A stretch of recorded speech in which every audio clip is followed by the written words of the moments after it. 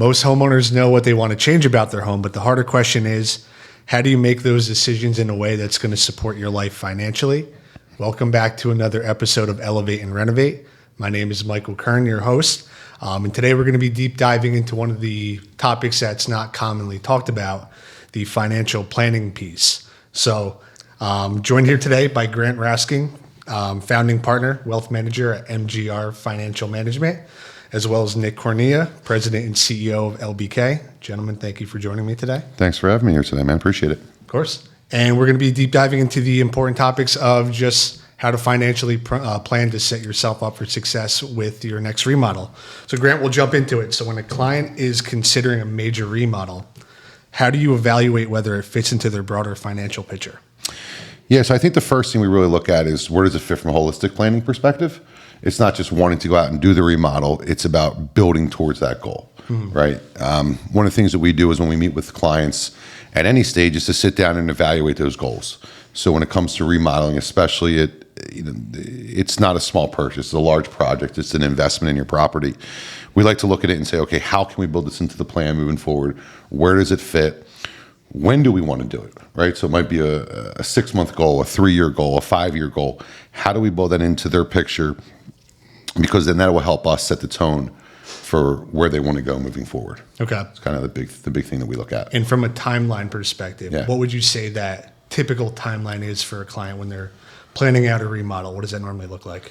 Yeah, I mean, I think the first thing is you always have to take an idea of what the goal is, right? And I always tell clients to come into the office and say, hey, we want to redo the kitchen or the bathroom, whatever it may be. In addition, never jump into it. And I think it's a big problem that we've seen in the past is just somebody wants to get it done. They want to get it done quick. Then they find out that they're 2 steps behind because they rush into things. So for us, it's really about let's build it out. Typically, I would say, I think a 6-month minimum is a good starting point because it allows us to sort of take and look at where their assets are currently, what's their plans for that money moving forward, and then how do we determine where we're going to allocate those funds or where are we going to take them from? Does it make sense to pull from, in a retirement account, which it typically doesn't because of penalties? Do we take it from a taxable account? Or, with depending where rates are, it might make sense to even borrow at that point. Mm-hmm. And how do you help a client determine what they would be comfortable with investing when you're going through this planning process? Yeah, so I think it all comes down to budget, comes down to cash flow, and really what the end result is, right? So you have some people that might want to come in and say, hey, I want to redo a kitchen for X. And in reality, it's just not going to fit their budget. It's going to put them in a bad space. So for us, it's about having that conversation before they would come in and meet with you guys. So they have a realistic idea of, here's the money I have in X account or Y account. This is the funds we want to use. Does it make sense to pull from that? Does it make sense to, again, borrow versus, how you're performing currently in the markets, right? Because obviously if you're outperforming what you can borrow money at, it makes more sense to keep it there. But yeah, I think it's just really about looking at the greater picture and saying, what's the end result going to be? Because if I'm correct, I might be wrong, but you need to space out the budget. No one's really just paying it all up front. There's typically a contract in place where you guys are going to, X is due here, Y is due here, and then finally Z at the end. Mm-hmm. So I think that's kind of, making sure that cash is available, setting it up for where they're going to need to pull it, and obviously in return, pay the bill that's due. Of course. So I have a question on that. So today we had a meeting with a potential client, and they're kind of starting to think about aging in place. Yep. They have 2 homes. They have one in North Carolina. They have one here in Doylestown. And the advice I gave them, and I like to see if this checks out with you, but my question is going to be on the inverse of that. But ultimately, they were talking about money spent, budget, and they were kind of leaning towards the ROI question. And I said to them, look, when you do custom home remodels, not building, but remodel specifically, if you were to boil it down to a per square foot price, it is totally different than when you look at building a new home. And that's for a lot of reasons. But just to make a long story short, I said, hey, you don't do these types of things for the ROI. When you do a custom remodel or a luxury remodel, you're doing it for quality of life. Will you enjoy it? Will you get to use it with your family? Does it fit your lifestyle? And maybe if you do sell the house in 5 years or 10 years, you've modernized the home enough to where It moves quickly. It doesn't sit there and stagnate, and you've got to enjoy it for a few years. So if there's like a 65% return, that 35% loss is enjoyment, right? You got to enjoy 100%. it, and also you got to sell it pretty quickly. Now on the inverse side of that, if we're talking about a potential client, a homeowner who wants to do a significant project, but they do need to borrow the money or borrow a portion of the money, is there a percentage or a ratio that you look at in regards to what they have saved up for their nest egg, for their retirement, in respect to how much the project's going to cost or how much they're going to borrow? Is there a certain number there that you use as a benchmark? Yeah, so I think it's tough to say a specific number, right? So I think every situation is different. If we're looking at someone who's looking at doing a major remodel, let's just say they're in the mid 40s, late 40s, early 50s. We know that they're still working. We know that they're still putting money away in a savings. We know that they're still able to comfortably, contribute to 401k plans and et cetera, things like that. But now you're moving to someone who's on, let's say, more of a fixed income, right? So I'm going to just take a step back and answer kind of both questions at once. One thing we talk about a lot with clients is enjoying your money, right? And I think that that's a big thing that people are always taught to save. But at what point do you start enjoying it? And I think you hit on a really important topic, which was what's the enjoyment factor, right? If we're looking at doing a remodel that's going to improve my daily life, my family, my kids are going to be able to enjoy this addition that we put on, or going to redo the home so it's more comfortable for us to live in, enjoy it, right? Let's take out what I don't think you can't really put a dollar amount, in my opinion, on the comfort and the enjoyment of what it's going to be, right? And I say to clients a lot of times, they'll say, let's just use a vacation, right? Clients say, well, I've been saving. Should I do this? Should I do that? I don't know. Do it. Enjoy your life. You work so hard, especially for people who are near in retirement or in retirement. They've worked 30, 40 years to save this nest egg. Go enjoy your life. You want to add the wine bar, you want to add, you want to blow out the kitchen or redo the basement, whatever it may be, do it. Obviously, as long as it fits into your goals. I'd hate to see a client wipe out all their savings to do that. But I think it's about looking at every individual client. So to say that it's 20% of what they have saved or 40%, I don't think it's specific to any, I don't think there's a general answer. I think you have to look at each individual client and say, here's where you're going, what are you currently doing? Things so like that. So if you had a client that was thinking about a major home remodel, a major project, and they were going to loan the money, I'm assuming you'd probably help them do some sort of calculation, like here, like what's your lifestyle? How do you want to live? Do you want to go on vacation 4 times a year? Do you play golf? Do you go to the beach? And then work those numbers into their lifestyle for X amount of years, and then kind of see what the offset is that allows them to make a comfortable payment without them sacrificing that aspect of their lives. 100%, man. It comes down to that holistic and goal-based financial plan that we do, right? I mean, a lot of times we'll speak with clients, and it's really what do we need to live on, right? Ideally, what would you enjoy? And it comes a balance between the two of what do I really need to do and where do ideally I want to be. If we find that a client is sitting in a spot where, hey, if we take out X amount of money and it's going to really affect my daily living, then it probably doesn't make sense. And reality of it is, with the work that you guys do here, it's typically probably not your client, right? Just with the higher end work that you guys do here. Compared to that individual who's saying, we have the assets available, it gets back to where does it fit into our goal plan? And then Mike, kind of going back to what your original question was where do we take it from? I just think it's about where the dollars make sense at that point. Not to get into the whole interest rate conversation right now, but there's been a lot of talk about cutting of interest rates over this year. Hasn't happened yet, but hopefully it will. If that begins to drop down a little bit and you can borrow money at a less rate than what you're returning in the market, absolutely go ahead, because again, I'm not an accountant, but there's a lot of tax advantages that you can take with that too, on the interest write-off and things of that nature. And then obviously putting money into the home and you go to sell it, there's some advantages you can take care of there as well. So again, to go back to the original question of, is there a specific number? I don't think there's any specific number. I would just never want to see a client go into a situation where it's going to hurt their actual monthly needs from that perspective. No, actually, it's a good analogy for why it's a good idea to have a financial advisor in your life, because it's not a simple yes or no or a simple mathematical answer. You need someone to consult you and work through the numbers with you to figure that out.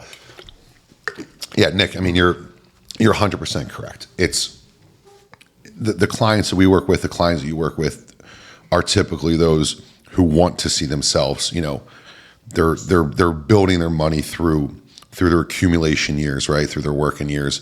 We're building out a plan for them to distribute those assets during their retirement years, and then the goal of leaving a legacy, right? But during that distribution phase or during the accumulation phase, people want to enjoy themselves, and it goes back to that. And so a lot of the conversation we have with clients is about enjoy your life, right? We never know how long we have. And I encourage a lot of times, enjoy your life. If you can do it and we can plan for it, let's do it then. Let's pull the trigger and move ahead. But again, Mike, getting back to what you say, a lot of times we'll see clients that come in and go, I'm going to redo my kitchen and I'm going to start tomorrow. Well, let's kind of pull the reins back a little bit, see how it really fits into your goals and to your budget based upon what we've put together for you. And then from there, maybe we push it out 6 months or a year to make sure that you are financially stable. The funds are available to get to where you want to be to make the project as best as it can be. So that kind of segues into my next question about, is there any red flags that you would see, or at least having those conversations with a client, that you would think maybe it's not the right time? It sounds like pulling the trigger and being impulsive is obviously one. Yeah, I think a lot of it is also where are we taking the money from, right? So I would say it was probably about a year ago or so. And Nick, I don't know if you recall, but I know we had a conversation about it. It was a client who was looking to redo their kitchen. They had a budget probably between about 100 to 150. But when we really sat down and started talking with them, my question to them was, well, where are we taking it from? These are two mid-50-year-old individuals, both still working. And their answer was, we're going to pull it from our 401k or the IRAs, right? And I looked at them and I said, do you understand the penalties and the tax implications? And they didn't. They just thought they could go ahead and just take it out, right? And when you start to break down the numbers, I said, well, it actually doesn't make sense. I know you want to do it, would love to help you get there to do it, but if we're going to pull the dollars from there, you're going to be hurt more now than what the long term is going to be.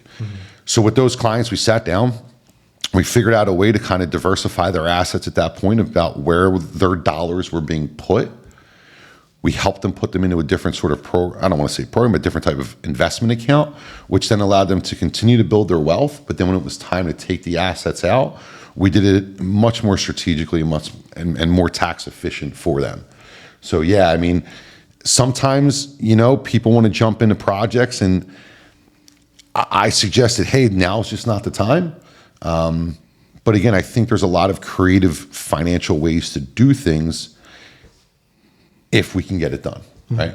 So again, be creative, have a conversation with your advisor, make sure it fits into your plan, but don't put yourself in a situation where you're stressing yourself out about where's that next payment or that final payment going to come, because now I got to tap into resources that I didn't originally want to tap into to pay the contract. So on a similar note, in our industry, what we see and we advise on typically is you're talking about like taxes and penalties and stuff like that. So we'll see people in homes in neighborhoods that they really love. They love the school district, but like a certain portion of the house just doesn't work for them, whether it be a kitchen, the first floor, whatever it is. And they're kind of trying to make a decision. Do I stay or do I go? Do I look for a new house, or do I pay someone to come in and remodel, redesign the space? And they try to weigh it out. And when you do a little bit of math, you look at a house in Doylestown that's nothing special, and with the way prices are now, it's easily $1 million or more. Absolutely. If you factor in closing fees, taxes, and commissions, you're around $70,000 to $80,000 just on that alone. On the low side. And then on the low side, and then we got to factor in things like moving, the inconvenience, the pain in the butt stuff of moving and doing all that stuff, plus all the house hunting and dealing with realtors and dealing with banks and all that stuff. So lots of stress. So let's just round it up and say, hey, you're going to be spending about $100,000 to move from your house that you bought that was maybe $750 back in the day at 3.5%, Now you're going to be moving into a house that's comparable but a little bit better for 1.2 or 1.3, but you're going to be maybe closer to 6% or more. Or do we keep the 100 as the penalty, not pay that, stay in the home, improve the space, whether we make an addition or we just make it better for their life and function? Maybe it costs $250 or $200. And for that additional amount, we're not going through the sales process, we're not going house hunting, we're not doing all these fees and stuff like that. So we kind of see the same level of advisement on our side of things, but it's just a little bit different from our side. And then we do also tell people, like, look, if you're going to pay for this cash and outright, not borrowing money, it has to be the type of money that's like investment money, meaning you're spending it, you're investing into the home, but it's money that you can part with, and it doesn't have an effect on your life. Yeah, 100%, right? So it comes back down to where this conversation started. For me, one of the conversations we have with clients a lot is, you've been in your home 30, 40 years, kids are out, they're on their own, and they're saying to me, like, hey, do we move, right? Like you're saying, like, do I move? Do I take this? Do I downsize? I think one of the big things that, we didn't even touch on was like the stress that comes in all that too, right? Oh, absolutely. That's a big thing. So for me, a lot of times when we have those conversations with clients and it's about the education side, it's also the memories that these people have built in these homes for 30, 40 years, right? It's where they raise their children, their grandchildren are there visiting them. It's a comfort factor. Like you mentioned, we're in Doylestown. We both live here. It's a great area, phenomenal school districts. In my opinion, a lot of times, go in and do the remodel, right? Stay comfortable. Right. You know your spot. Reduce the stress. You're not worried about everything that can pop up. You and I, I'm sure, we all own homes. We've been through the process. It's a pain in the ass. Yeah. Right? So why not just say, how can I make the space that I love even better? And typically, like you said, even if it costs an extra $100,000 and we know the right way to do it, overall, look what we can do. Yeah, listen, there's going to come some pain with, might not be able to utilize my kitchen or bathroom for a couple weeks or whatever it may be. And I know you guys, and when you do business, you make it as easy as possible for people to get that project done and back to their typical, environment, what they want to do.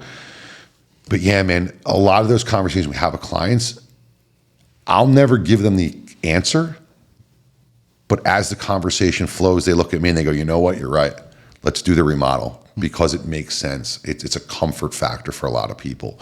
And yeah, even when it gets back to the price of homes now, it's wild, man. I mean, a lot of the stuff that's being built up around this area over by us in Chalfont, these 55 and over homes are $800, $900, $1 million. Yeah. People are giving up all the equity they've built for 30 years to go into something when it's like, hey, you can probably take out a line of credit. Right now, it's a little less than what you're earning. You're borrowing at less of a rate that you're earning in the markets. Guys, stay where you are, get the project done, improve the space that you love, and now your quote, dream home you've done inside the home you built the memories in. Yeah, I mean, that's one of the points we harp on as well too. Is like, even if you do buy the new house for the higher price range and things are newer, it still may not fit your taste, your style. It still may not have your dream layout. So you're going to move, and then you're going to potentially remodel after you move anyway. So sometimes staying put does make the most sense. Yeah. Again, I've seen it. Not you and I have seen enough with our friends who have bought new houses, and it's this and that, and then you're in 3 months, and you're going, well, wait, I do wish that the counter was over here, or I wish my island was a little bit bigger, or the bathroom had a bigger stall, whatever it may be. Where in reality, I could have been in the place that I loved, in the neighborhood that my kids grew up in, that my friends have my neighbors we've been with for 25, 30, 40 years. And I could have done that with a simple remodel. So I think a lot of times, people ask the question, but in the reality, in the end, stay where you are, right? Unless, it's a major move and we're heading down to Florida, but right. Different conversation for a different day, man. No, I think you guys brought up both really good points. The market clearly plays a factor. Yeah. The economy currently plays a factor, but I think it's the important thing that I took away from what you were talking about, Grant, is just truly understanding your client's long-term vision and what Absolutely. they're looking to achieve, and just having an understanding of who they are and how they like to enjoy their life. It's a big, important component. And I think you touched on it a couple times throughout the conversation, but with, either how good the economy is doing versus how bad the economy is doing. But I also, How do you compare, like, do I pull money from my savings versus, hey, the economy is really good right now, I should keep it where it's currently at, and then, like you said, borrow a line of credit. Can you talk a little bit more about that? yeah. So again, we're coming out of an environment where 10 years ago, interest rates were, 2%, right? People, I know clients now that have mortgages at 2.25%, 2.5%. That changes. We haven't seen rates like that in years. You look back into the 80s when rates were 12, 13, 14%. One thing that we do with our clients is we love to see our clients on a quarterly basis, because things can happen so quick and things can change so fast that we always want to have a pulse on their situation. Any advisor can put a plan together and send you on your way and wish you the best of luck and pat you on the back. I also think it's important that you understand the client's needs, just like you guys do. I've seen it in action, right? I've known Nick for a very long time. I've watched Nick build this company up. Earlier too, when I walked in, I was sort of joking with someone. I was like, I remember Nick's office was like one office here. It was the whole company. Dude, now you got a beautiful building. I've watched you build this thing from the ground up, man, and it's amazing. But you didn't just walk in here and say, hey, I'm doing this today, I'm going to start it today. No, I'm cracking concrete. There was a plan that was put in place. I know I keep harping on the goals and the plan, but that's really what it's about. It's also looking at expenditures, and then it's saying, where do I take the money from? If we know a client is going to say, hey, in a year from now, I'm going to start this project on my home, and it's a remodel, it's going to be $250,000. Okay, let's take an analysis of where your assets currently are today. And again, if there's qualified funds in 401ks and IRAs, if there's non-qualified funds in brokerage accounts, if there's money in savings accounts, we'll look at everything, because interest rates change every day as well, right? So we may develop a plan today that says, Mr. and Mrs. Smith, we're going to take out $50,000 from our, brokerage account. We're going to pay a little bit of long-term taxes on that, long-term capital gain tax on that, and we're going to make our first payment over to LBK, right? Great. We're going to start there. Now, a month or 2 or 3 goes by. Now the project's starting to get into full swing. The next payment's due. Well, in that time frame, government may have cut rates. Markets may have dropped down a little bit. Markets might be on the rise. But now it might make sense to say, hey, you know what? Let's stop in at the bank. Let's see what they're offering on lines of credit, right? So I think it's not as important as to say where's the dollars coming from, but also being able to be flexible to adjust, right? Where you might pull from savings account for the first payment, and then halfway through, it might make sense to go ahead and pull that line of credit, depending on what, obviously, a lot of things go into that, loan to value and credit score and things of that nature. But where does it make sense to pull it from? I think can adjust. But again, it goes back to taking it one step at a time, having a good plan in place, knowing where the dollars can come from, because I would hate to see someone have to, go into an account that they shouldn't be. And knowing that, hey, as we move forward in the project, factors in the economy, factors in laws, interest rates can change. So let's be prepared to adjust as things go forward. So I have a question for you. Which camp are you in, right? I sometimes think one side or the other, but and this depends on someone's personal wealth, how much money they have in the bank account. Do you have an excess amount to which you can buy things cash and you just want to keep it that way? Or do you have a nice amount of cash, but it's not excess, it's a certain amount. I feel like in those scenarios, I love using. I think philosophically, let's use the bank's money. Right? Yeah, I'm with you, man. Cash is king. Cash is king. I'm going to use somebody else's money, or keep it in. Even if you keep it in a money market account or you invest it, but you keep the cash there. Let it work for you a little bit. Let it not, decrease through inflation, right? Yep. And then use the bank's money for the renovation. Why? Because if the sky fell down tomorrow, you lost your job or whatever, you still have the big cash to back you up. You didn't spend it all and just deplete your account. So I'm a huge proponent on all levels. If I can use someone else's money. You lose some money through interest, but it's like a cost of doing business. Like, yes, you lose some money, but in the long game, hey, you still got that backup. I love the fact that you mentioned the cash reserve, right? Because I think in anything you always want to have a nice cash reserve for yourself in case shit does hit the fan. Rainy right? day money. Yeah. But whether it's a remodel, whether it's buying a car, Yeah. buying a boat, whatever it is, personally, and I tell this to my clients, if I can use someone else's money, AKA the bank, I'm going to the bank. Right. Again, just to tarp on that as well, there's also a lot of tax advantages that you can take care of when it comes to writing off the interest and things of that nature. So I think, again, if you're planning it properly, you're using the right money, you have your, a good game plan in place, you start to look and you're going, I'm borrowing money, I'm taking a write-off on that money. You have a good financial team in place, an accountant, an attorney, able to work together with a company like yourselves.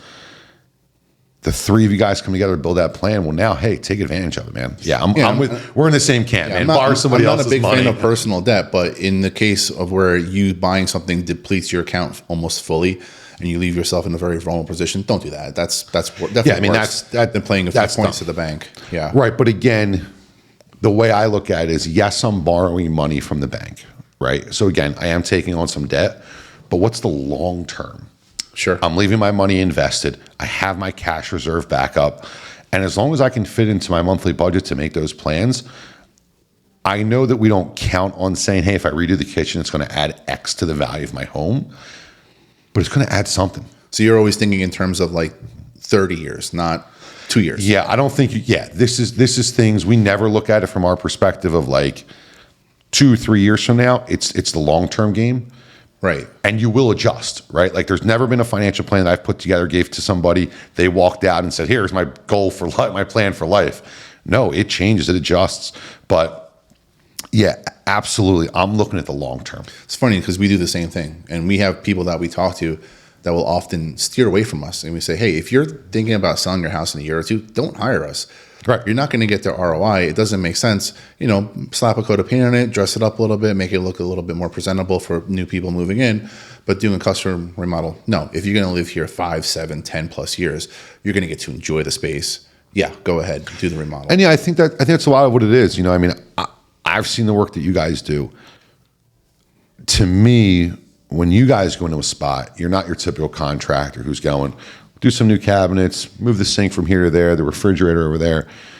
You take the time to sit down with the client to understand their goals, to understand what their dreams are. And money. We do the money conversation way up front. And way up front. I think it's a big thing because I think a lot of contractors avoid it, and it's sort of a shocker at the end. Where I know it's something that you've always done, and just from the years of friendship we've had together, it's where are you guys thinking you're going to be? Because Nick, I know that you and I have had conversations, and I might call and say, I have a client that's interested in doing this, and this is kind of the budget. And you're like, hey man, it's just not our typical client. That doesn't fit into what we do. And I think it's a huge benefit, right? You're not wasting anybody's time. You're not wasting your time. I don't want to waste their time, and we're a relationship-based company. If a certain amount of dollar figure isn't comfortable for you to spend to invest into the home, we shouldn't be doing business together, and we don't want to waste your time. If it's okay with you, great. Let's do a good job for you and work together. But you said something really interesting, which was the relationship, right? So when I left Merrill Lynch in 2012 and I built MGR Financial, we built it on 2 pillars. It was relationships and it's education.